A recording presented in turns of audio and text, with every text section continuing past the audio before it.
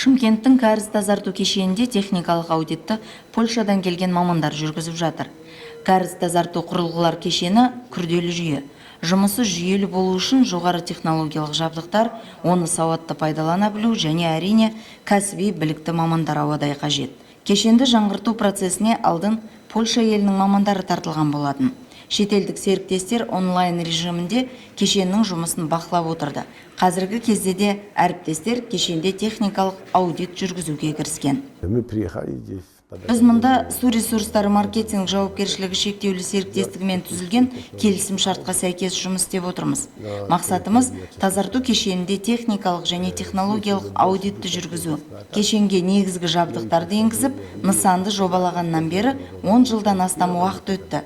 Енді біз сол жабдықтың қандай күйде екенін тексереміз. Биогазды қайта өңдеудің жаңа технологияларын және ағынды суды тазарту процестерін автоматтандыру мәселелерін ұсынбақшымыз.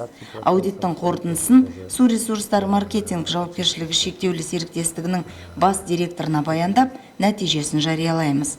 Польша мамандары Қазақстанда тек су ресурстары маркетинг жауапкершілігі шектеулі серіктестігімен ғана емес, республикамыздың басқа қалаларындағы су арналарымен де серіктесе жұмыс істейді.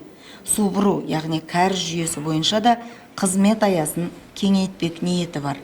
Шымкент қаласынан бөлек Атырауда да жұмыс істеп жатырмыз. Онда да жобаны қолға алып, жабдықтарды жеткізіп, кешенді іске қостық. Өскеменде де жұмыс істедік. Қазір біз Ақтөбе қаласы бойынша мемлекеттік сатып алу конкурсына қатыспақшымыз. Бұл жобаны Еуропалық қайта құру және даму банкі қаржыландырады. Сондай-ақ Астана қаласының жобаларына да қатысамыз.